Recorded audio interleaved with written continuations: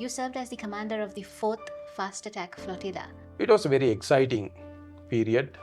It is not to serve us, it is to protect their interest. By the time the LTTE was ended in Sri Lankan soil, this individual has a lot of wealth, and from there, how it was smuggled to Tamil Nadu, and from there, how they brought it to the Jayarathna Peninsula.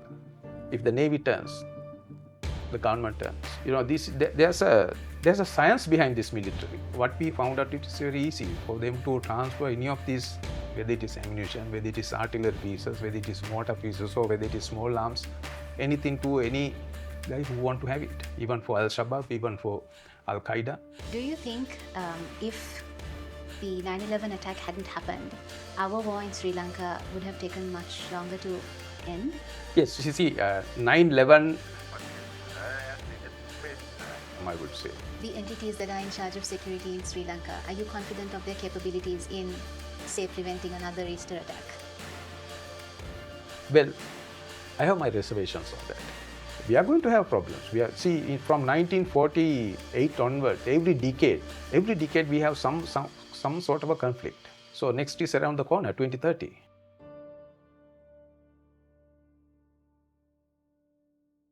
Hi everyone, my name is Amina, and today on episode 6 of Picking Up the Pieces, I have with me a very special guest. His name is Admiral YN Jayarathna.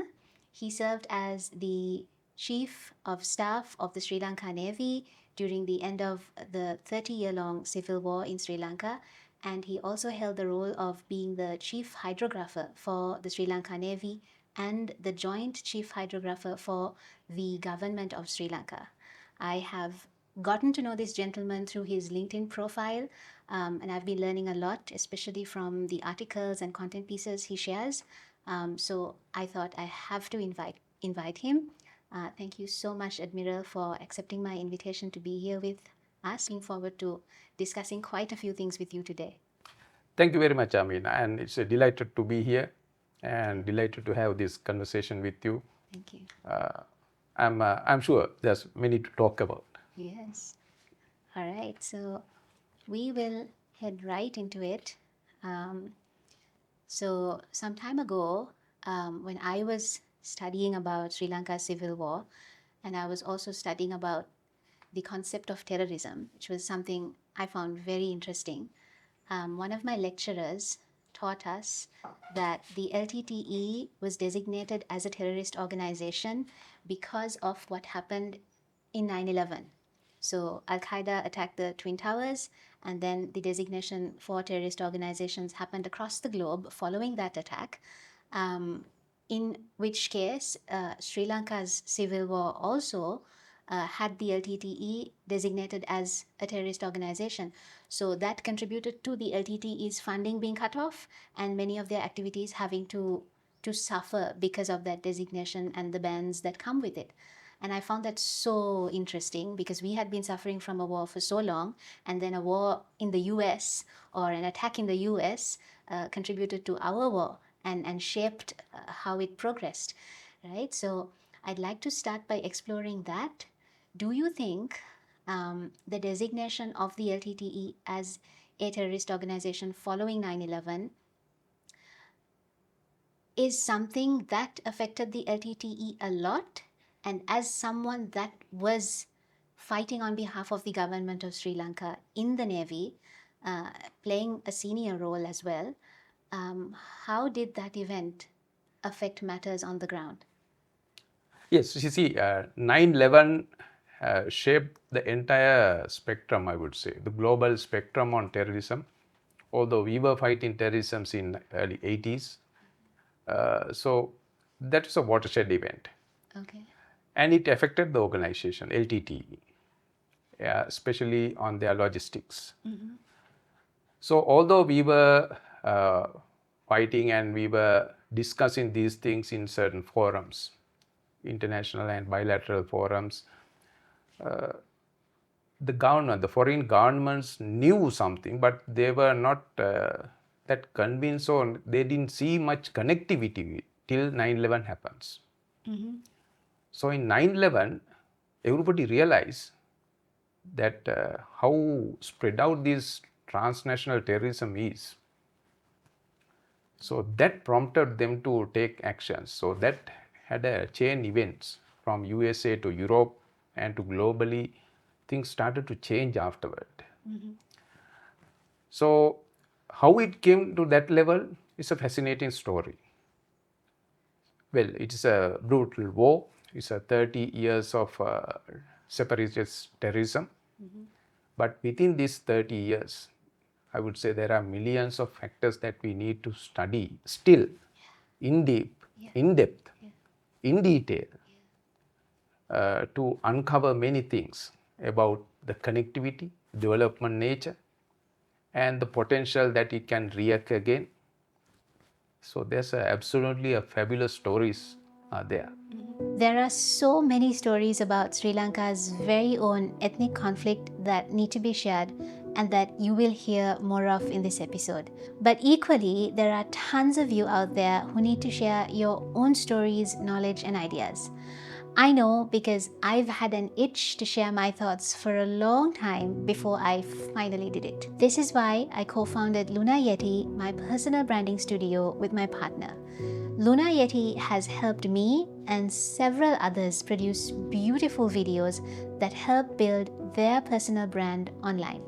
We help people all the way from ideation to filming to editing, giving them great quality content that is unique to their voice, all so that humanity's best ideas can flourish. I want everyone to have the privilege of someone behind them helping them succeed. So if you are looking to start sharing your ideas and want it to look and sound great, check the link in the description for more information. Now back to our conversation. I will start with this. Well, before LTT, there were many other organizations, EPRLF, EPDP. So there were a lot of all these groups in the north, in Jaffna Peninsula particular. And they all depended on the smuggling or the connectivity with Tamil Nadu, the state of Tamil Nadu in the southern India. So the guys who did all these things were smugglers. And the famous smuggler at that time was famous Kuttamani. So these were, in those societies, they were venerated figures. And they were flamboyant guys. It's like that they will go in the evening across the Pork Strait to see the latest movie, MGR movie, MG Ramachandran's movie in one of the Indian towns, and come back for late lunch again to Velvetiture. And so these guys were looked upon in the society. So when this developed, the politicians saw a way of exploiting that for their advantage. So people like Amithalingam, they started fostering these things because they saw a different angle from these guys. So they started telling them the boys. And they used the boys for their own political purposes, for their political survival. And in turn, the boys also learned how to exploit the politicians. And they also thrive on that. So ultimately, by subsidizing all the other groups, the LTT was the winner. So the LTT start dominating. Then when that happens, all of a sudden the Tamil politician became a subordinate to the LTT organization. They will be doing what the organization will be telling them to do. So the smuggling culture, the violence, the robberies, so a series of bank robberies in early 80s. So these all are kind of indicators of something different is happening. Okay. And on that line, there are two different guys. One on the operators on the land, whether it is EPRL, EPDP, or whether it is other groups. So they were on the land, and some there were guys operating on the sea. But when you look at the guys who were operating, they were feeding all the groups, not only one, because they knew the sea. They knew how to navigate even in the darkest of nights. without any GPS, and GPS was not there at that time. So looking at stars, they will be, so they had the born talent of doing, and they had the know-how of how to modifying the boats, because it is, that culture is there in any fishing community, anywhere in the world. A fishing community will know how to modify the boats, and they thrive on those things. So it's the evolving nature of all these factors that led to the ultimate manifesting of LTT becoming the most dominant force and start transition from a terrorist organization to near conventional capabilities. And earlier, these separatist the terrorist elements, all these guys are very educated guys. Okay. One good example is that book on the tigress, the Tamil tigress book. The English translation is Koti Diyanikike Papacharan. So they demonstrate that, you see, the women, the girls who were joining LTT during I'm talking about 87, 88, that time to the LTT were highly educated than the boys. Okay. But later on, with the manpower shortages thing, that was not the case. So it all matters in making that organization thrive. So with that, they developed their global network of how supplying things. So when 9/11 happens, by that time the US intelligence knew about how spread out the LTT, the logistic network is. And the European intelligence agencies knew about it. So because they have a continuous dialogue with us. Okay. And 9/11 prompted them to take this decision because they saw how even this LTT logistic network can serve any global terrorist network with weapons and ammunition or whatever it is. Okay. So they knew that it is going to get out of control if you don't do anything about it. Because this global supply network, these are interconnected affairs with other criminal agencies. For example, in there was a group called Rednecks. They were mostly Chinese. Okay. They wanted the human smuggling side. Okay. And they were very famous on those days for smuggling Chinese to America.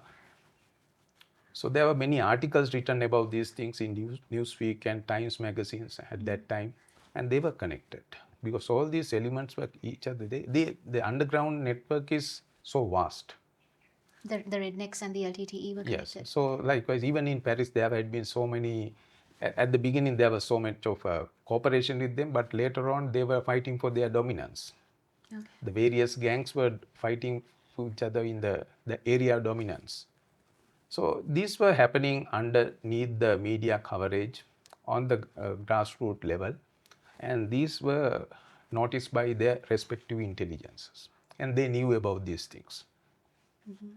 Right? So this is how this 9/11 incident made the authorities in these foreign countries to take a drastic action in safeguarding their own national security. It is not to serve us, it is to protect their interest. Yeah. They knew if they don't do it, Yeah. there will be always avenues of smuggling arms and materials and explosive to their own countries. So that made that. It is not this. The LTT was proscribed in these areas because of not that they want to help us. It is they knew that they are going to be a danger for their national securities. And it also helped us. Yes. Because all of a sudden there was a global acceptance. Right, there's something is here. That is why it is so. So thereafter, more than the intelligence network, all others, government mechanisms start working with the government of Sri Lanka to understand what it is and how wide and how network this whole thing is. So that is, I would say, how it all happened. So global expansion, one of the main factors of this global expansion is the diaspora. See, what happened is that let's take some suburb, London. So there'll be one guy who will be coordinating, so he will claim that he's have a direct access to the LTT hierarchy. Yeah. So all of a sudden in that community, he's been looked upon. So he has some authority. He has some power. So this is how they all build it up. So at the end of that, by the time the LTT was ended in Sri Lankan soil, this individual has a lot of wealth through this system, Yeah. and they didn't disclose these things. So they start investing these things in different ventures. So the governments came very interested about this money laundering, especially the Western countries. You see, so everybody was monitored time to time, and they were looking at this evolving nature of things. So these are very interesting things. I will give a good example. In 2006, 11th of May, Yeah. LTT attempt to ram one of their suicide boats into a passenger ferry called Pearl Cruise. Pearl Cruise was carrying 710 service personnel from Trincomalee to Kankasanture. They were after leave unarmed, and they were escorted by a couple of Doras and gunboats, and they attempted to reach this and ram it, but the Doras, the FAC's fast attack craft stopped that. So after, in this encounter, one of the fast attack craft was rammed and it destroyed, and we lost 18 lives. So that's the first time our divers went down to the seabed to collect the debris, Okay. because the area was off Vettalaikkani in the northeastern seaboard. Okay. And in that one, we recovered the complete after section of the suicide boat with 4 brand new Yamaha 200 horsepower OBMs, digital meters. What is that? Can you explain? OBMs, outboard motors, because these were the boats that were driving the engines. So outboard motors, the engine is fit outside. Okay. It's controlled by a throttle, all are petrol driven. And Yamaha is the market leader at that time on these things, but 200 horsepower OBMs, outboard motors were not available in Sri Lanka. It is banned at that time. Okay. And in this collection of debris, we collected some important thing called a hydraulic hose. And that has the tally plate. Tally plate means the manufacturer's details are there in that tally. Yes. It is Australian company. And we exchanged that with the Australian Federal Police. I'm talking about 2006. Yeah. And they sent a team here, and they interviewed all of us, and they took photographs, and they went back. Nothing happened, and we were so busy with our work. After 6 months, they apprehended the complete the logistic network. They arrested 3 guys in Australia, put them under jail, and all our naval officers who recovered those items were asked to give evidence by video call. Okay.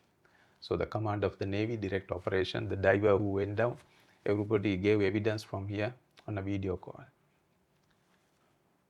And when the Australians were following that, they found how they purchased the items in Indonesia, bought it to Australia, then again shipped it to Indonesia for a LTTE shipyard over there, and from there, how it was smuggled to Tamil Nadu, and from there, how they brought it to the Jaffna Peninsula. So these are remarkable, fascinating things, and it helps us to understand how the logistics happening. Yeah. So the Australian Federal Police, these are all things on the open sources. Yeah. You type on the Google about this Australian arrest, details are with names. Yeah. And it demonstrated how much of money is collected, how wide the whole system is.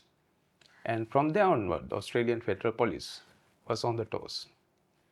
They were tracking all these movements. So all of a sudden, the Australian logistic source was cut off. Then they switch on to the European market. And after about 1 year's time, we were able to stop that one also, and they switch on to the American market.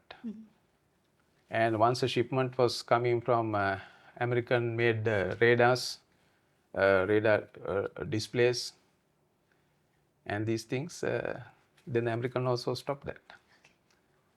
So this all led to this to the global networking of intelligence services to fight against the global terrorism.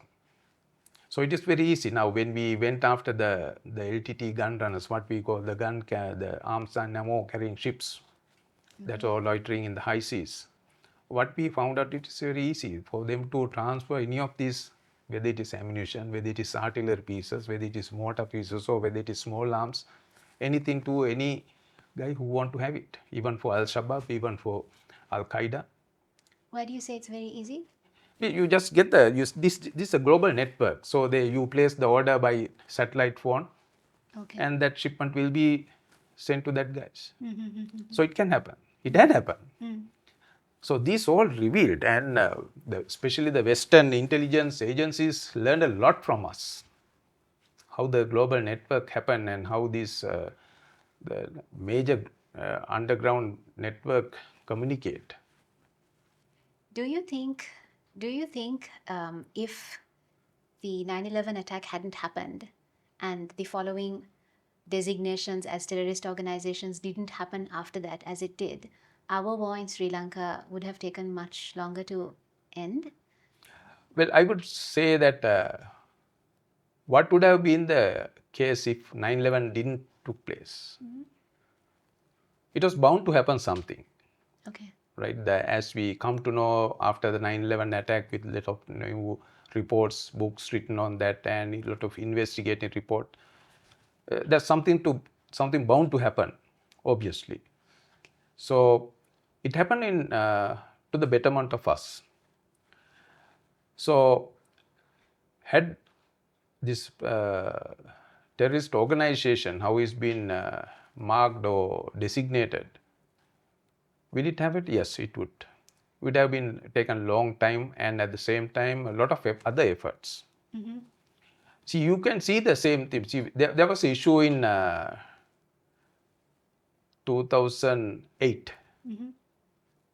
There's a tremendous pressure on the Sri Lankan government to stop the war. Yes.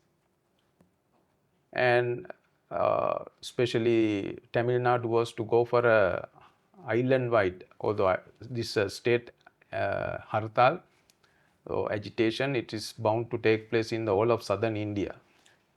And they were to go for it when all of a sudden Mumbai attack took place. Okay. It was such a coincidence that if the agitation was planned for tomorrow, this evening the Mumbai was attacked. It changed the entire spectrum of Indian thinking from top to bottom. Thereafter, nobody talk about stopping this one. See, was it planned? Yes, obviously those guys were planning it, and to come to Mumbai, it was a daring assault because there was so much of gaps in the Indian system. They were undetected. They hadn't any clue. Even the National Security Guard, the new formation of the elite unit that was based in New Delhi to respond to any terrorist attack anywhere in the Indian subcontinent, they were affixed because they could not. They found that legally they cannot deploy these NSG's commandos in another state unless the governor of that state give authority. Okay. So at the time they realized that there's a legal vacuum on this line. So they thought the NSG, by being there, they were able to go everywhere and operate. No, they cannot. See, so likewise, I mean, these are learning curves for statecraft. So it is also for us, I mean, to learn from others. So the statecraft has to learn from the global incidents, whether it is from Gaza, whether it is from Ukraine, whether it is from Colombia, whether it is from Taiwan. This is how the statecraft learn from the global incidents. So learning and adapting, and wherever needed you need adjustment to your own statecraft, is the duty of the government. So my response to this is 9/11. It has changed the entire spectrum at that time, and similarly the Mumbai attack changed the way the Indian government was thinking, and thereafter it is a completely different picture. So these things had happened for the betterment of ours. All right. And that those things made our struggle and our campaign much more easier, I would say. Yes. Yes. So I'm just going back to how you were talking about, you were talking about how the Yamaha engine was found in the boat, and then the tally plate showed details that went all the way back to Australia, and then uh, the Australian intelligence got involved, right? And I'm just thinking how, for people who are on the side of the LTTE, to have done all of that as human beings, to have done all of that, got undercover, put themselves under risk, gone to Indonesia, then sent it to Australia, got it back to Indonesia, then sent it to Tamil Nadu, then got it back to Jaffna. All of those things people do as human beings, I am presuming, only because they believe in a cause or they identify with a cause. And with Israel Gaza as well, I am seeing people call, some entities will call Hamas a terrorist organization, others will call Hamas a freedom fighter or a resistance group. If we were to talk about the LTTE as a terrorist organization versus something that I see as a narrative is popping up a little bit now through social media as well, the LTTE being sympathized with a little bit, the LTTE being framed as a resistance group or a freedom fighter. As someone, we all know you worked for the government. Can you give us your perspective of the actions that the LTTE took to be framed or to be labeled a terrorist organization, and if they deserved that? Or what can we say to people who say they might have been a freedom fighter? Well, this is a very interesting part because someone's terrorist is someone else's freedom fighter, as Hillary Clinton publicly said. So till 9/11, you can see in some of the Western countries, LTT was seen very differently. But after 9/11, with the respective governments giving making the prohibition, so it is seen differently. And in India, till Mumbai attack, LTT was seen with some reservations. But Mumbai attack changed that whole perception. So it all depends on how the other guy will be labeling them. Because they will have their own national interest. India will have their own national interest. American will have their own national interest. Similarly, we will be having our national interest. So if we are to label Maoist that is fighting in the in Orissa, in that state, if we are to label them as terrorists, or if we are to label them as freedom fighters, so those will have a strategic consequences, right? I could remember very well in somewhere around 2009, after the war, there was a gentleman called Colonel Hariharan, who was a former military intelligence officer working in IPKF. At that time, he has retired. He was based in Chennai. He has wrote an article on that 200,000 Sri Lanka army is a strategic threat to India. Okay.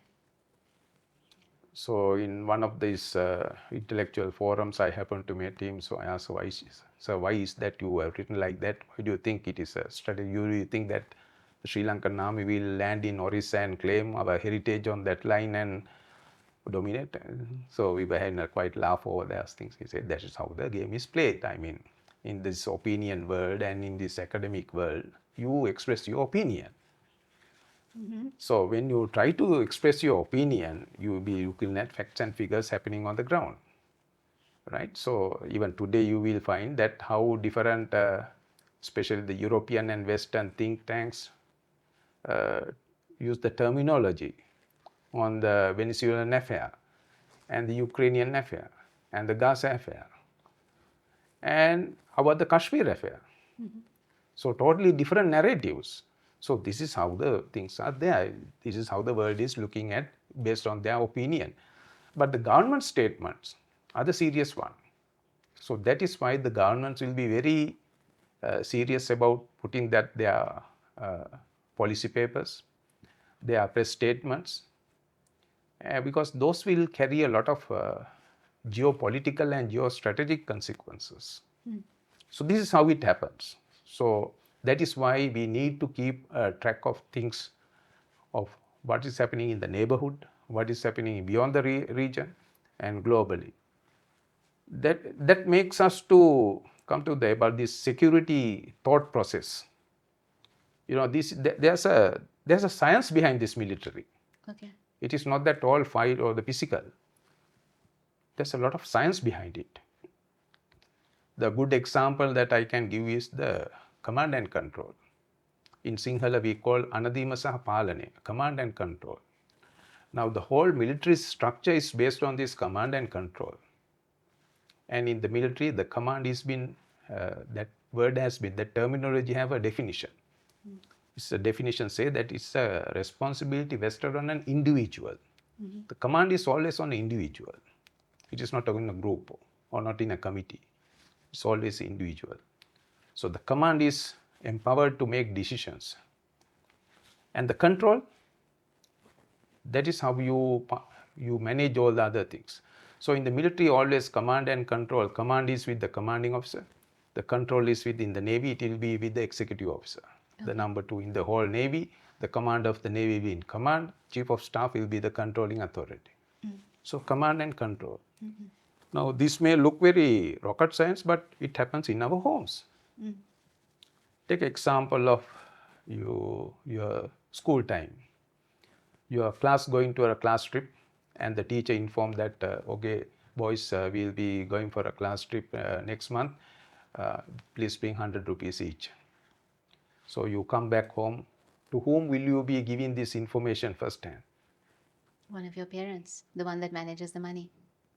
Probably To the mother. Mother. Yes. You will be exposing these things, disclosing these things to your mother first. Yes. Mother, mom, we'll be going on a class trip. I need 100 rupees. So most likely mother will say, okay, let's get the father's approval for this.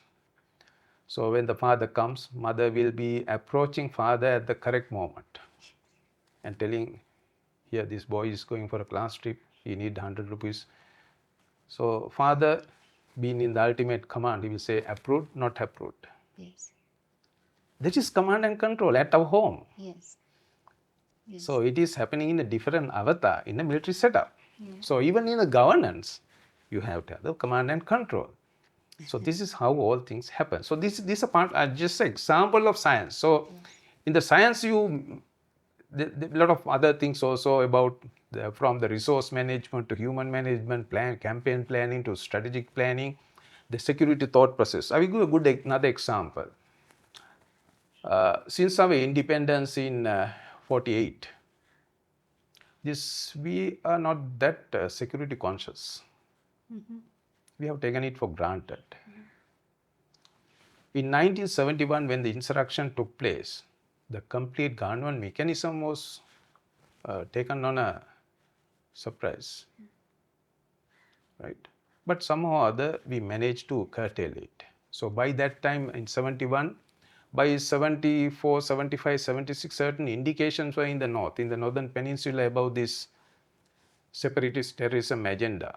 The robberies were taking place. Yeah. Things have happened.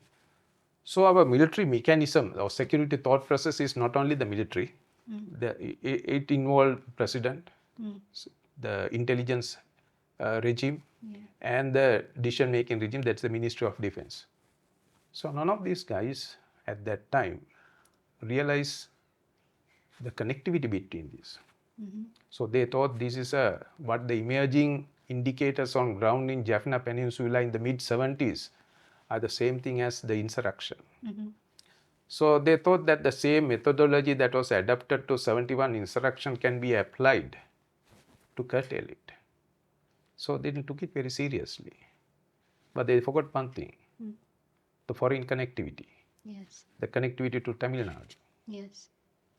And that strategic mistake in security thought process cost us 30 years. And we are not the only guys who have done these things. There are a lot of examples like this. For example, how UK, after 1982 Falkland War, they became winners and the Navy was riding high. But by 90s, the political bosses thought that with this is good enough, we can cut down on the military. So they came on this strategic defense review somewhere in 2000.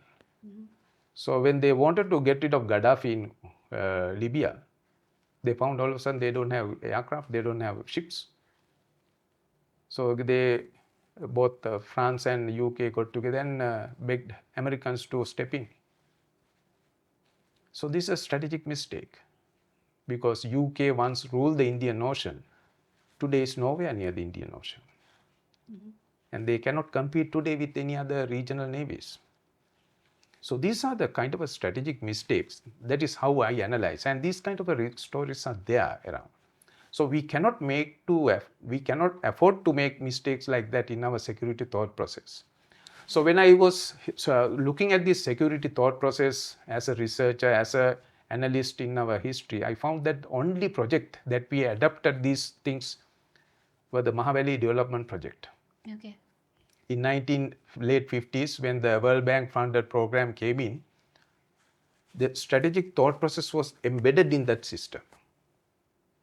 So how this population distribution, the new settlements, all these things were taken into consideration.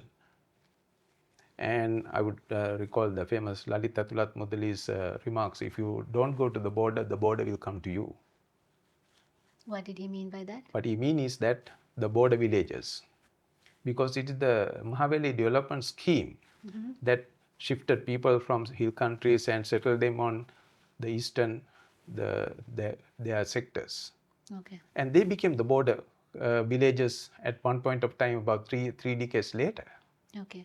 And these villages happen to be the people who suffered a lot. Okay. So there are Sinhalese, there are Muslims, there are Tamils. So it happens. So see, so this is that Mahaweli development project is the only project so far I have seen where the security thought process has taken into the consideration in the implementing the project. Okay. As the Admiral said, great projects like the Mahaweli development projects are rare. They take a lot of talented people to come together for the benefit of the community. Motivating talent to come together and coordinating them is one of the biggest challenges every organization faces. That's why platforms like Good People are badly needed. Good People is a volunteer management platform where students, schools, and other institutions can build their community service portfolios. This means that if you are a student passionately volunteering hours of your time, you can now track those hours and get it verified by the organizations that you volunteer with. You can use the impact report to improve your chances of getting selected for scholarships to great universities or make your resume shine when applying for jobs. On the other hand, schools, universities, and other institutions can use the institution's impact report to showcase which SDG goals they are working towards, what extra skills their students are developing, and the good they are doing in the world. No doubt, parents everywhere are looking to put their kids in schools that offer more than just basic academic qualifications. If you are interested in community service and growing it within your community, you must get the Good People app. Visit app.gudppl.com. The link is in the description below. Now, back to our conversation.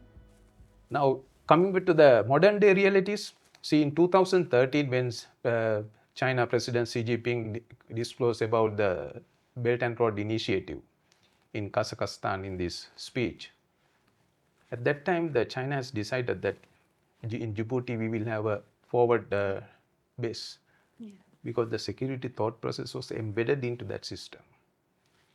So when the Belt and Road was established, they were already on an expansion of Navy. This much of Navy ships, they were some submarines, this much of forward defense, and this much of the economic involvement in the region. So this is how strategically you plan for your future, for anything. So this LTTE episode, or the separatist terrorism for 30 years, leave us many things to learn, from governance to security apparatus to social administration and the planning. So they should be studied. And not only studied, they should be implemented in our future plans. Right? So in the absence of these things, we're bound to make a lot of other mistakes. And we will, in the military, there's something called end state. You always can plan your campaign or military campaign for the end state. Now, for example, in 1971, when the Indian Army stepped in to create the Bangladesh in the East Pakistan, the army was given the task, your end state is, you have to go to Dhaka, the center of gravity.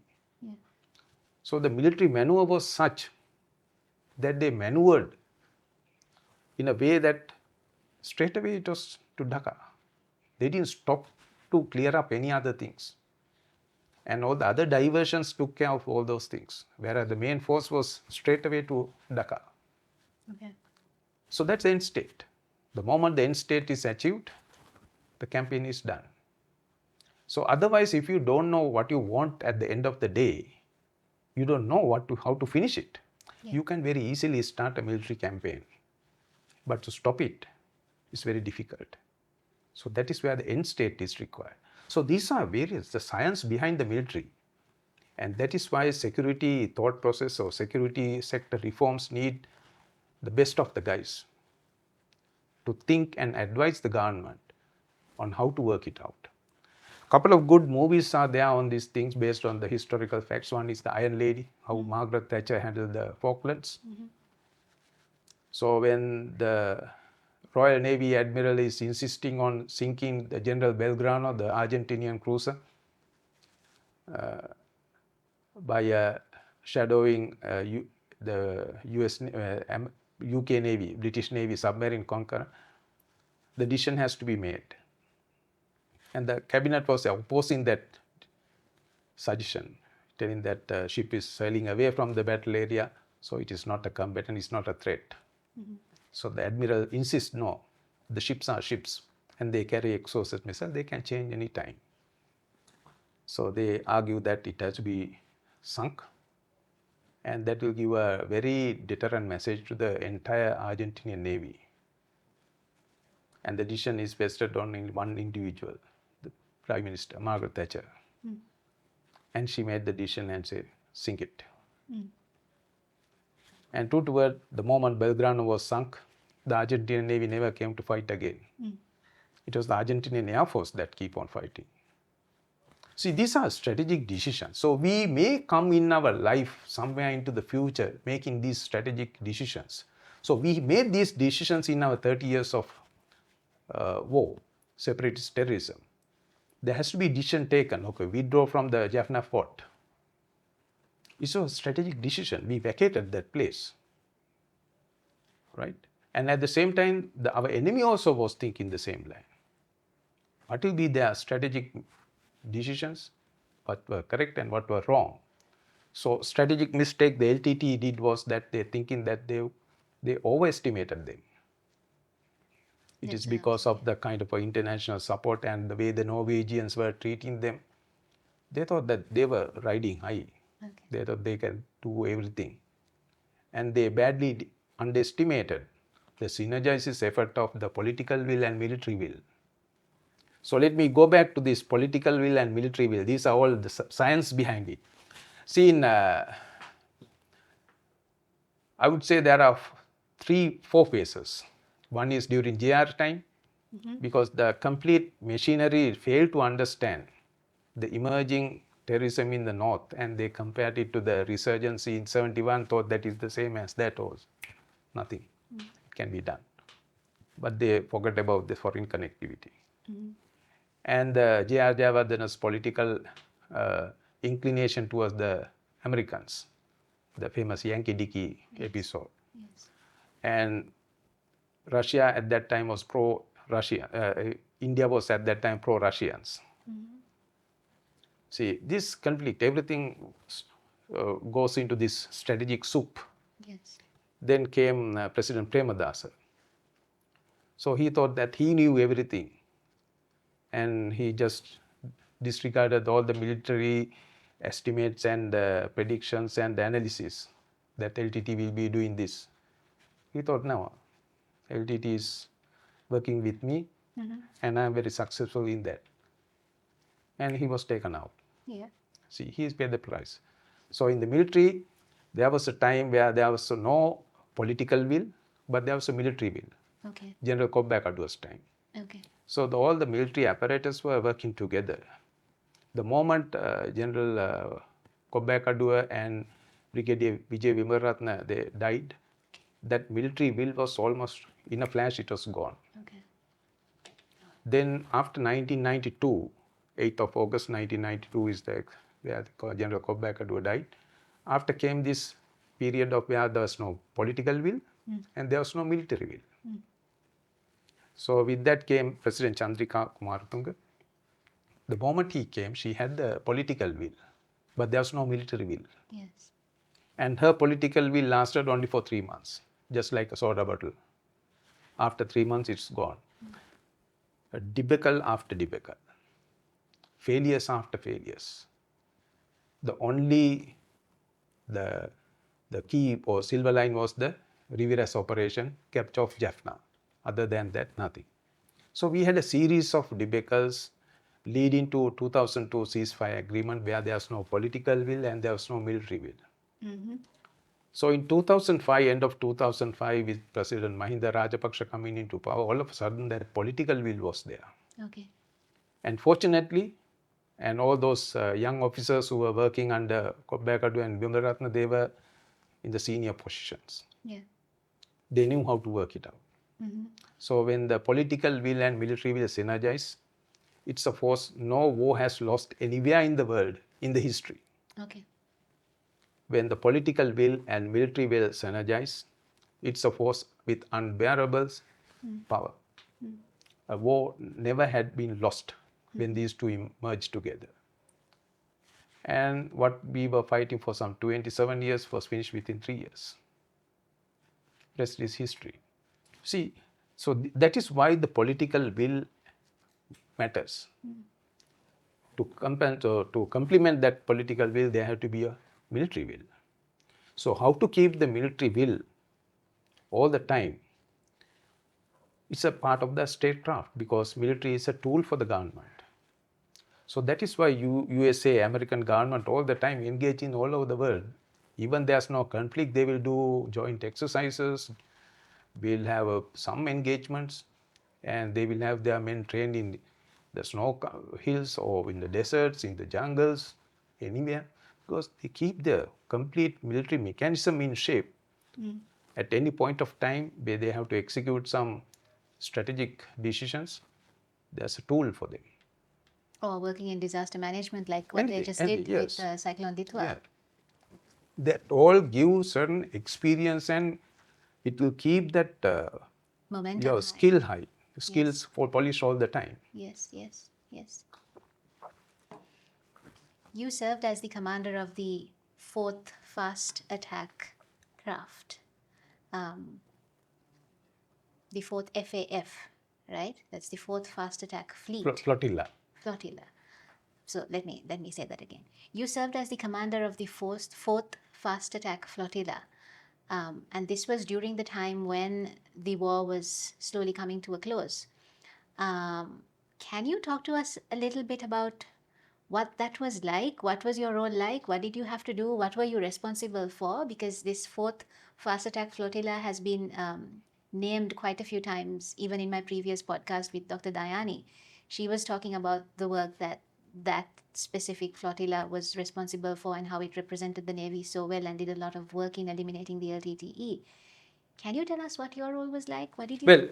Well, the 4th Fast Attack Flotilla is a naval term to denote a collection of squadrons. Okay. So just like how section made the platoon made the company, the company made the regiments, and the regiments made the brigades likewise. In the Navy, the flotilla is a collection of squadrons. So in this 4th Fast Attack Flotilla had 9 squadrons. Okay. And more commonly they were known as Dora Squadron, because the squadron was born because of the Dora fast attack craft we purchased from Israelis in 1983. See, 83 at that time, to meet the increasing smuggling activities in the Pork Strait, the Navy was looking for a suitable craft. So some of the officers who had a global understanding about these things, they did a research and they found out that there's a craft the Israelis has made to patrol their waters against the terrorist elements operating in the Red Sea, especially in the Gulf of Tiran and in the Mediterranean Sea. And it seems to be a very logical one for us, and so the Navy purchased this one. So that is how the DORA, the terminology came into being. Otherwise, though, in official terminology, you name it as fast attack craft. So I took over the fast attack craft flotilla command. The guy who is in the flotilla command is called flotilla commander. So I took it over in 2007. Prior to that, twice I was handpicked, and all these appointments in the flotilla, from commander to all the download, all the OICs, were always handpicked. Okay. So it is based on merit and your performances out at sea. So before I took over as the flotilla commander, twice I was the flotilla training commander. Okay. During 1998, 2000, and again on 2006 to 2007. So I have a very good track record of fighting at sea. Yeah. So my role was to manage this flotilla, and the flotilla was the main force that kept the sea lane of communication secure. So we call it as a sea dominance and sea control, and we are making sure the sea lane of communications are safe enough for all other ships. So daily basis there will be confrontations, and we met a lot of suicide boats, and lately onward, a lot of improvised vessels. So at the peak of the engagement, I had something like 64 fast attack craft under me, and they were deployed in the Western Naval Area, Northern Naval Area, and the bulk of the facility was in Trincomalee, and from there we made all the command and control measures. It was a very exciting period, a lot of responsibility. Yeah. I used to say that the flotilla, if flotilla turns at sea, the fleet turns. Fleet means the complete ships. If the fleet turns, the Navy turns. If the Navy turns, the government turns. It is that crucial. So there's no way other than fighting it out. In the military science, with regard to the sea, in the maritime warfare, attack is the best form of defense. So let me explain it in a very simple language. On the ground, Yeah. you have the forward defense line. Yes. In behind that, you have your own supply lines. Okay. So the enemy will also have their forward defense line, and behind that is enemy's supply lines. So if you want to attack the enemy's supply lines, you have to cross into the enemy's forward defense line and attack. But out at sea, there's nothing called forward defense line. Everybody use the same medium. So whoever attack first, whoever attack hard, he will be the winner. So from the time, the Napoleon time, where the modern naval warfare formed up, to now, it has proven that whoever have the firepower, the skills, he will be the one who will be dominating the sea. So it was a very responsible job, very demanding job, 24/7. And at the same time, I was supported by the best of the Navy, because all the officers in charge of each fast attack craft were always handpicked. And their crew was trained very well in different aspects, from what you call the combat medicine. If you get injured out at sea by a gunshot, how you survive yourself. and you happen to be at sea without an arm, without a leg, how to survive at sea. So these things were taught. They were taught about the fire discipline, and they were lately taught about how to use the most modern thermal cameras, the remotely controlled weapon systems. So it is full of technology, full of physical bravery and mental stamina that was required for these guys. So, and other navies learned from us. I could recall an incident in 2008. On 6th of January 2008, 3 of the US Navy ships transiting in the Strait of Hormuz on the daylight, they were challenged by 6 revolutionary Iranian Navy small boats. Despite having all the sensors on board, none of the radars picked it up till the eyeballs saw those things. And it is in the YouTube also, the video clip. Okay. And they were challenging the American ships over the radio. And they circled these 3 ships and went back. And that sent a ripple in the American system. This happened in January. On February, the Pacific commander, at that time it was Admiral Willard, he came to Colombo. He came in his private jet. He had made all this official call with then president and all this. And the next day he flew to China Bay. And the full day he spent with us. With him came 12 of his staff who were planning staff. They wanted to know how we train, how we meet the suicide boats, how we train our men, how we are doing the maneuvering. And the full day the admiral and the staff were questioning us, learning from us.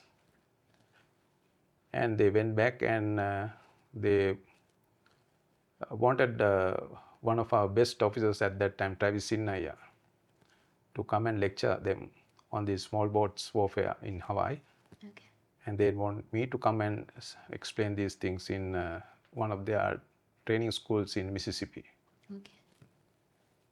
And the Indian Navy followed suit. They also learned a lot from us because they saw the changing way of warfare. So there was a lot of interaction with the foreign navies. And every time a foreign naval ship come to Trincomalee or to Colombo, they want to learn these things from us because we were given the first hand. Nobody at that time has faced the suicide boats, especially out at sea, other than this year 2000, the Yemenis won the USS Cole incident, where the ship was alongside and the harbor craft came alongside and exploded, and some 32 sailors died on that. So these were eye-opening incidents, and that made these navies to look at who else is having this problem. And we also did the same thing. And we also studied how the banana revolution in the Solomon Islands were taking place, how they used the coconut oil to run OBMs. We studied those things. And we studied what's happening in the Hormuz. And we studied how the smuggling operation taking place in the Gulf of Oman, the cigarette boats, then in the British Channel, because they all feed into the system. There are about boats with some 8 OBM, outboard motors. Imagine the speed, it's just like rockets on the sea surface. Okay. Right? And when the Israelis developed their thermal and remote weapon control systems, and sometimes they were failing. And we gave them the combat proven seal because we told them to change this, and that worked. Amazing. So we have provided lessons for other countries in how they can manage their military affairs. And then when I am studying peace and conflict, I also see and learn a lot where we're often taught about case studies of different countries and how they dealt with their conflicts back at home. And Sri Lanka is often used as a case study because we went through a war unlike any other. Yes. So I was just wondering, you're sharing so much of information that I can safely say many people don't know unless you're in the military or you're in that entity that's working directly with the war. How and where can we find, where is this documented? Is this even documented? Because these are lessons that are very valuable, and these are some of these things we should be very proud of. we're teaching other countries. Is there a place we can go learn about all of this? Yes, most of these things are recorded in various digital repositories. Okay. Navy is having 2 of those systems. Okay. And since you mentioned it, something I would like to discuss about or disclose here is my experience in China last December. I was in Shanghai last December on an invitation from Fudan University. So I needed to fly on a domestic flight, and there was no entertainment in this flight. There's this paper, China Today paper, English edition. Yeah. So I just picked it up. Since 2 hours, I need something to read. And in that paper, there was an article about collection of oral history. Yes. So when I read that article, I saw how much of amazing things they have done. There's a dedicated institution under universities for this purpose. So they will be, there's one institution focused on Japanese aggression. So whoever the living, the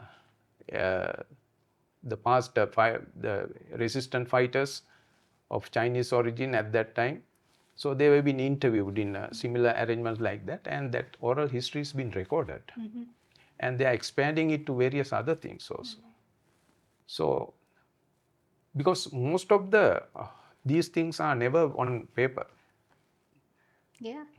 And it is the same case for us. Even today, we will be reading many things about Vietnam War. Yeah. For example, the movie Danger Close about the Australian the military engagement in Vietnam. Now, till that movie comes, and then only it open up a lot of eyes about this has happened, right? Yes. And how intense and what was the contribution of the Australian military on that. So these lead to many engagements, disclosures, and understanding. This is part of the requirement. So I encourage you in this endeavor, and it's a job well done, and keep going, because this is a part of history. So these kind of experiences, some you cannot write it down. You can write on your personal notes, but you cannot make it official. Okay.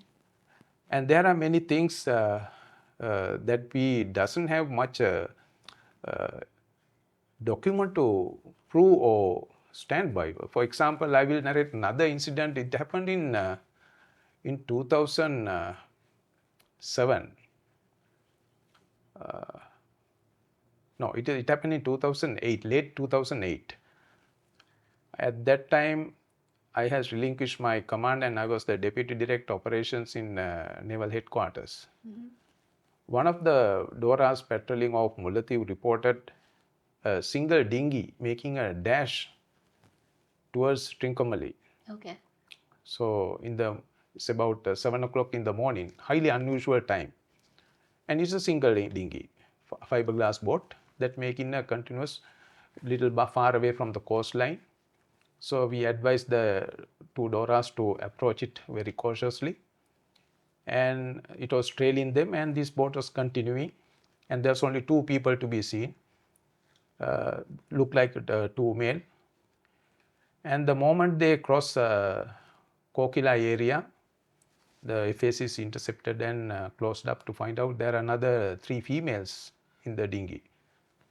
So what we found out is a family, father, mother, son, and 2 daughters. So they were in Pudumatalan. This father has made the decision to take the family to safety. Okay. So he devised this plan.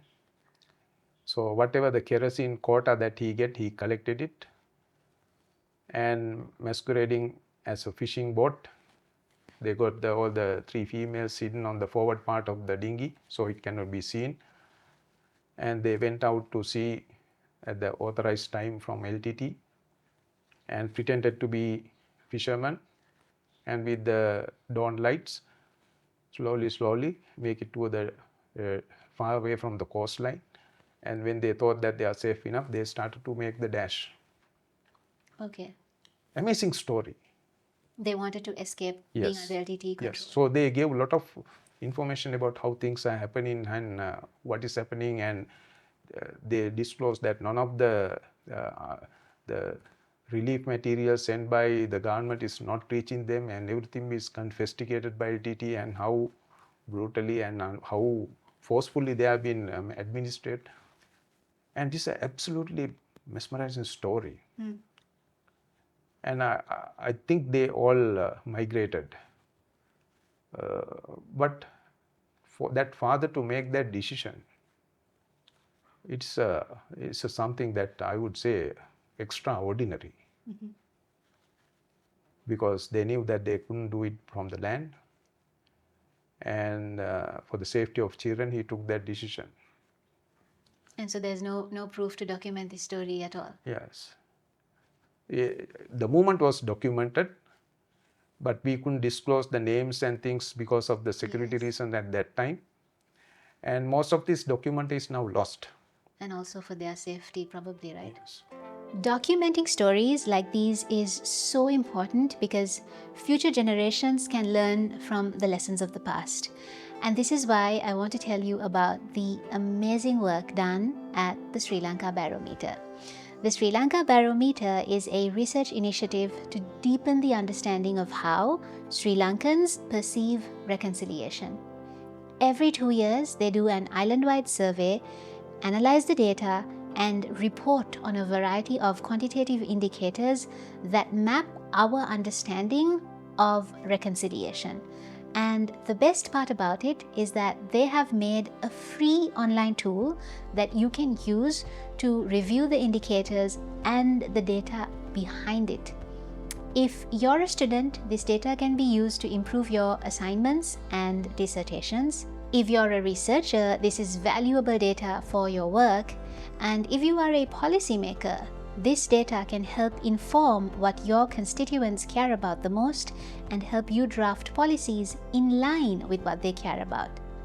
The Sri Lanka Barometer is implemented by the Insights Initiative, and it is all made possible because organizations like the Search for Common Ground supports them, and the European Union has been funding the project ever since it began. Their objective is to inform public discourse and policy making in the country's pursuit of greater unity and inclusion. If you're interested in using the tool, the link is in the description below. Now back to our conversation. So there are stories like that, and I'm sure there are many other stories like that. So what you see on the YouTube channel is ex-service personnel coming and talking about their experiences. These are one side, and there's another side also. So it is a conflict, and it is a conflict that need to be studied much more deeply. At one point of time, I wonder whether we are too late for that. But looking at the other things in the past, how we are from Vietnam to Iraq to how things are happening, I think it's still not that late to start working on these things. And about the reconciliations. See, the government reconciliation always fail because these are politically motivated. There will be the same kind of a chaps trying to manage this reconciliation process for the nation. And this method doesn't work on the ground. It's just Colombo cocktail circle work only. They are making out of that. They are living out of that. The real reconciliation happens on the grassroots. That is why the still people in Jaffna is still depending on army more than their own politicians. And that is why the Tamil politicians are hell-bent on removing the army from there. Because till the army is there, they know that the people will be having more faith on army than them. Because these guys are in Colombo. They are in the part of the Colombo cocktail circuits. They know that they just want to have the voting base only. That's it. And it will be the same in the East also. See, so we have to understand the ground realities. First, geography matters. Now, one good thing about Field Marshal Sarath Fonseca is his extensive understanding about the ground. As a young infantry officer, wherever he get, I'm sure he has studied the ground. He knew all the places. So the ground matters. Ground dictates tactics. So whoever know the ground very well will be in a position to dictate on the ground. I hear many individuals and organizations talk about the fact that the North has too much of military presence and that it's time to retreat, and that is not necessarily now because the war is long over. What are your thoughts on that? See, it is all boiled down because we lack the security thought process. See, we are an island. Highly populated coastline poses a set of security challenges. And sparsely populated coastline made another set of security challenges. So we have to understand these things. So as an island, it can be easily protected. To protect, we have to protect the coastline. So there's a historical term also. Our kings and queens never protected our coastline. Okay. When Anuradhapura was a thriving kingdom, the connecting seaport, what I mean by port is not the present day ports. There's no harbors like that at that time. It is all what we call in the naval terms the roadways. Okay. Where the sailing vessel will come into the closer to the coastline and you do trade between the coastal craft and you go. So Mantota, that is Mena, was the connecting. So through the Araviyaru, that is Mallatoya, that's the source of water. So the communication was from Mantota to Anuradhapura kingdom was along the Mallatoya. So when our kings and queens find it difficult to protect Anuradhapura, being on a flat ground, they never wanted to create a standing military force or protecting force in the coastline. They simply vacated Anuradhapura and sought refuge in Polonnaruwa, which is further away from Mahantota and protected by a series of geographical features like Mihintale, Giritale, then Ritigala. So the whoever coming from Mahantota he'll be exhausted by the time he come to Polonnaruwa. But our kings and queens forget Gokanda. So when the foreigners started coming from the traders and the mercenaries started coming from Gokanda, all of a sudden Polonnaruwa was exposed. So what did our kings and queens did? Because they didn't have the security thought process, they vacated Polonnaruwa and sought refuge in Dambadeniya, Kurunegala, Gampala. Finally, we confined to the hill country, center of the country, hinterland. We lost our maritime affinity. So same thing happening with today political masters. There's no maritime affinity. Okay. We don't think like islanders. We don't think like maritime or seafaring nation or maritime nations. See, when you lose that identity, the ideology, you lose many things. So all this idea about military reforms, reductions, is all boiled down because of that. So that is why you have to have a good understanding of what is our national interest. So how do we protect this island? We are going to have problems. From 1948 onward, every decade, I have written a paper on this. Every decade we have some sort of a conflict. Firstly, in 50s and 60s, it is in the form of communal riots. Then in 70s, insurgency. From 18, it was separatist terrorism. And in the 2020s, it is the Easter Sunday attack. So next is around the corner, 2030. So this is 2026. So in another 5 years' time, we will be facing the next conflict. So how prepared are we?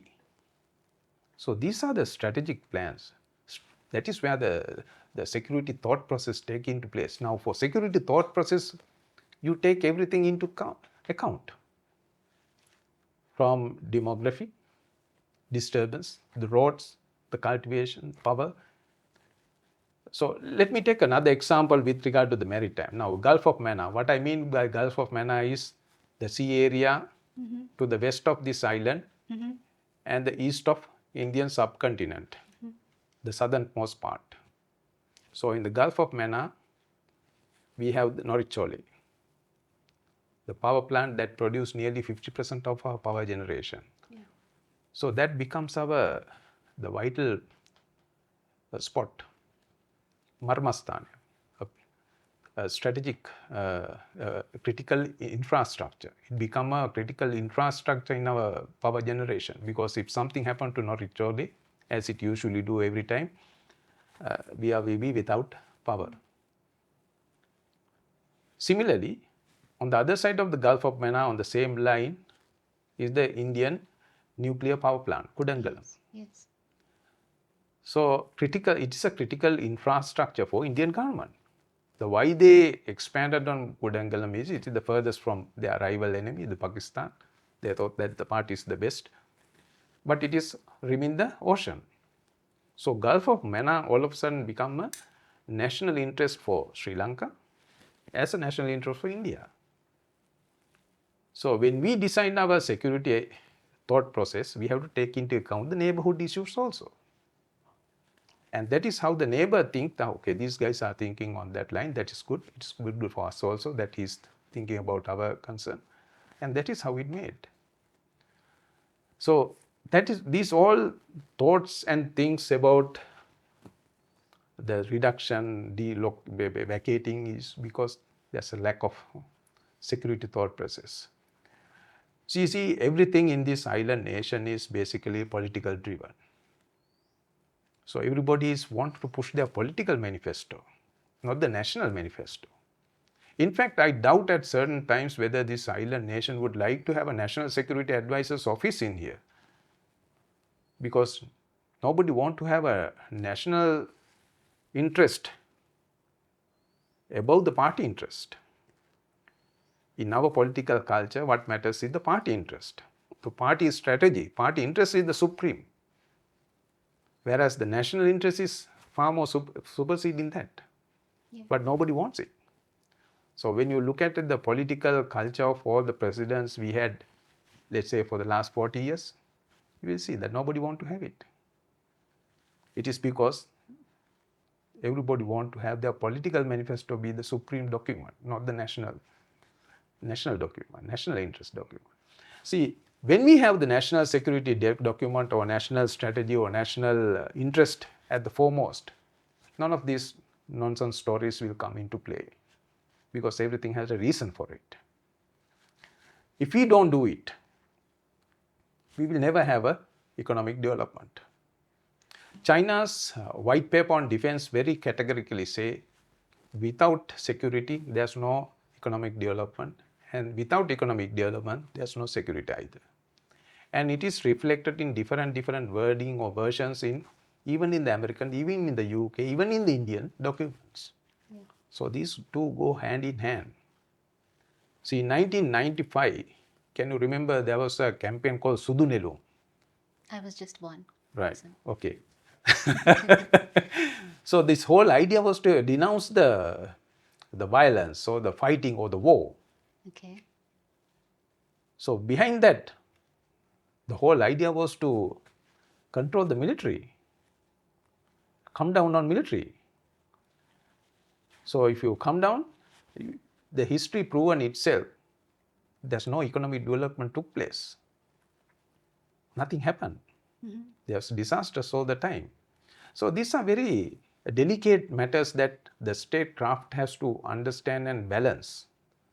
Of course, you need to improve your military, and at the same time, you need to improve on your economy. How best to bring these two in hand to complement each other is the skills and the courage of the political leadership. Mm-hmm. And to support that, you have to have the necessary wherewithal or the knowledge among the military setup. So that is why military is a serious business. You need to have the best of thinkers, and you invest on that. That for me, this government, the country has invested on me from India to Israel to UK to America to all these countries, because even China, lastly, I did my national defense course in China. So where we learn a lot about statecraft, about the use of military and how to formulate up the strategies. These are very serious stuff, because there will be a time coming, and we have seen it repeatedly over the past, where we made or we didn't make the correct decisions. As a result, we were pushed into. Now look at the Easter Sunday attack. Before the Easter Sunday attack, how much of developments taking place in Colombo itself. Skies were, escape buildings were coming up, and lot of activities, lot of engagement. Everything was done in a one single stroke. It completely halted Yes. our trajectory. Yes. And that is the price we paid for not paying due attention to the national security. So national security is a amalgamation or collection of all affairs. Unfortunately, our presidents, they were not in that line. They were not thinking about these things. So how can we can have political leadership without this knowledge? Now, why is that other countries are thriving? Because in their systems, there's no way a loser can be a head, a leader. In the Israel system, it will be always proven characters. From 1940 onward, you will see all these people who has come into play, the president or prime ministers, are the proven guys on the ground. Right? And same thing goes to China.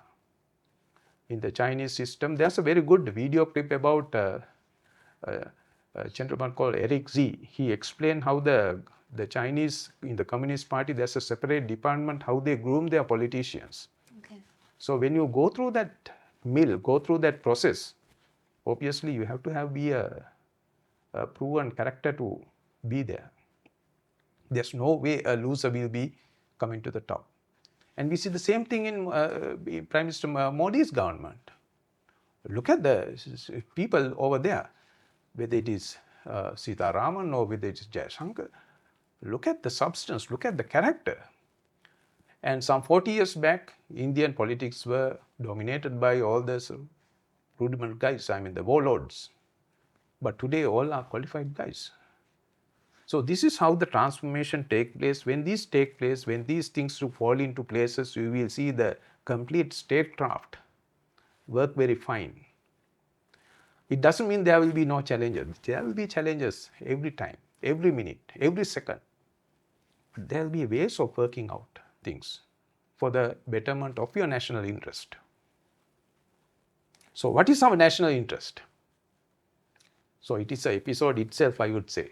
Yes. You said that you've written a paper about how every 10 years or possibly every decade, there will be some tension or some conflict that arises that all of our energy goes into managing. So you said 2030 is around the corner.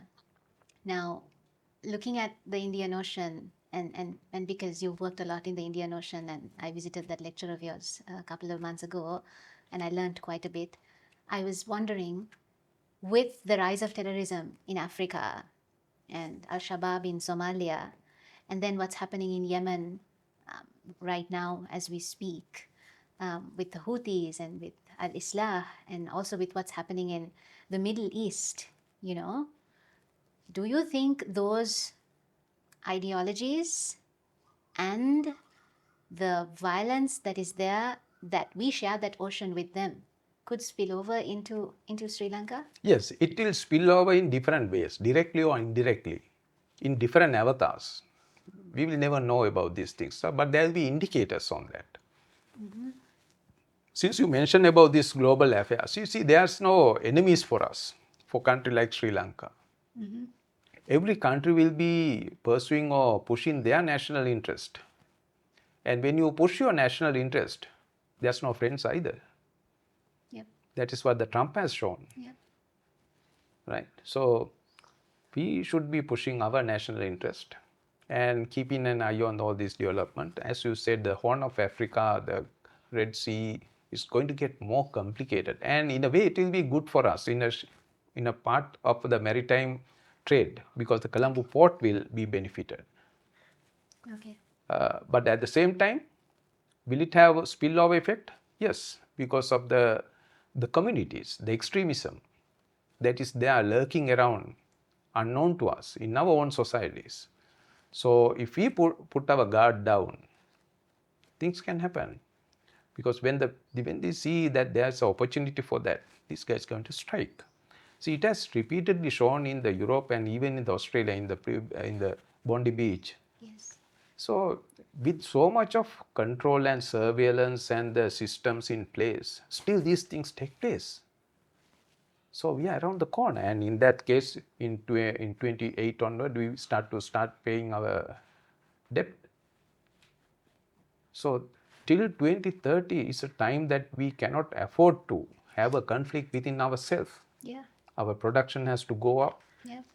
Our export has to go up, and peace and order in the country is a must. So do you do it when things happen, or do you do it before things happen? So there are many ways of looking at it.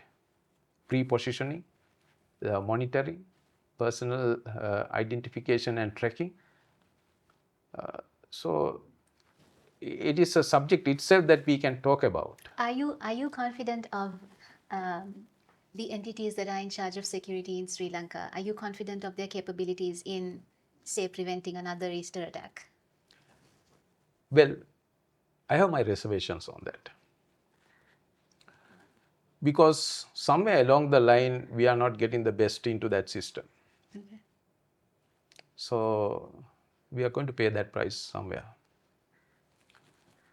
It is not that we don't have the best of minds are there, but we went to implement those things in some precautionary measures and the procedures. It doesn't work. The certain things has to be done very enforcefully.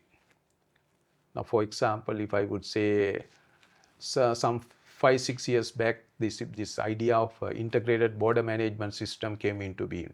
It's a good system where just like developed countries will be, it is not that every person will be tracked 24/7, but everybody will be monitored. Okay. We will know who the profile are, just like Israeli system where if the suicide bomber's family is being tracked and it's been demarcated in the system, then they will know whether this guy is linked to that and this. Likewise, it needs a lot of integrated system, and today digital world is quite capable of achieving this. We need to have these systems. If not, there'll be always the lone wolf lurking out there without coming onto our radar. Mm-hmm. And his action will definitely have a national repercussions. Mm-hmm. So we have to be very mindful about these things. It's not that we have to start from zero.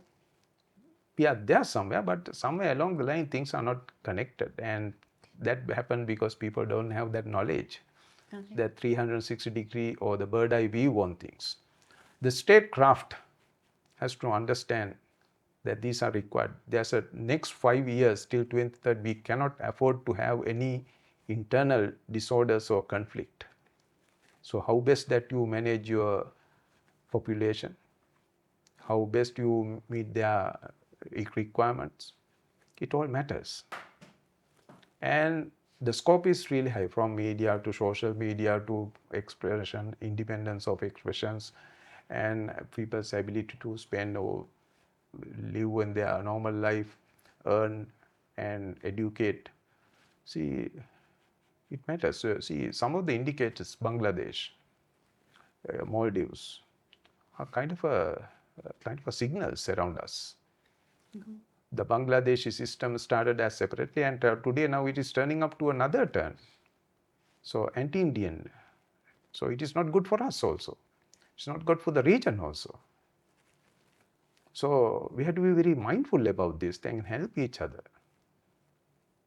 The extra regional powers will come here to push their national interest. So we have to ensure that we meet our national interest, and for that we need to understand what is our national interest and then work accordingly. So I hope these kind of discussions and expressions will enlighten our superiors, our political masters, and they will have the wisdom of strategic thinking. Mm-hmm. Yes, in the subject of that, you see, no matter how much of preachers of peace and how many Buddhas, how many Jesus, or how many Mohammeds, there will be always conflict. the world has, despite all this preaching and things, had gone to a conflict. So conflict is a part of, just like our religions, belief and things, conflicts are part of that. Yeah. And to face the conflict, you need to have the security apparatus in place, from police, intelligence to military. So these are part of our thing. So either we have a deterrence effect, and this is the reason why you see in the police officers in the Western countries are all the time fully armed and equipped. The way you look at it, you sense a certain kind of a deterrence to you. He will have a communication, he will have a spray, he will have the baton, he will have all the sort of required items. So this is a way of conveying things that itself keep the people in toes, in line with the toes and the social system. So these are ways and means that we have to work out. So as I said earlier, the less populated beaches present a set of security challenges, totally different to populated beaches. So how best that you balance these things in shaping your security apparatus is the wisdom. So we have to look at these things in that interest, not in the political interest. But for this political culture, unlikely that anybody want to learn these things, because everybody is living on their political survivability. These are political animals trying to survive in political jungle. They will do anything to survive in that jungle at the cost of the nation. Thank you so much, Admiral. It has been such a great discussion. I enjoyed talking to you. I learned so much. I have to study what you told me and go back to my computer and restudy some of the things that you've brought up in this conversation. Thank you so much also for all your contributions to this country. I hope we can stay in touch. And thank you for being a part of this podcast. Thank you very much. All what we covered, I would say, is the tip of the iceberg. Yes. Many more details are there in detail to go through. Yes. About the foreign relations to the governance. To what is our national interest. National interest and what made up our national interest. Yes. So it's going to be a very interesting time. And I would say the future generation of this island nation need to be empowered with the knowledge. Yes. So that Good Morning Admiral program was designed for that purpose, to give more understanding about our oceanic sphere. Do you plan to continue that? There'll be another episode coming up. Some other university want to launch the same program. So I'll be working on that. So I hope everybody will learn these things. Without understanding the oceans, there's no survivability for us as islanders in the Indian Ocean into the future. You will have mine and Yusri's support always. We're big fans of you, and we think the knowledge you shared. We came to one session. We weren't able to come for everything. So the knowledge you shared in just that one session was so good. I learned so much because I'm not from the maritime space at all, but I learned quite a lot just during that one and a half hour discussion. So if you ever need anything at all, you're always welcome to. So keep doing it. Well done. And the Navy says the Bravo Zulu. It is the two flags that you hoist. Well, that's a wrap, everyone. I had a wonderful time talking to the Admiral. This was one of my most enlightening conversations, and most importantly, it taught me I have so much to learn. I know he is always doing great work, and I can't wait to see what he does next. Until next time with my next guest, thank you so very much for watching. I'd love to hear your thoughts in the comments below, and don't forget to subscribe to my channel.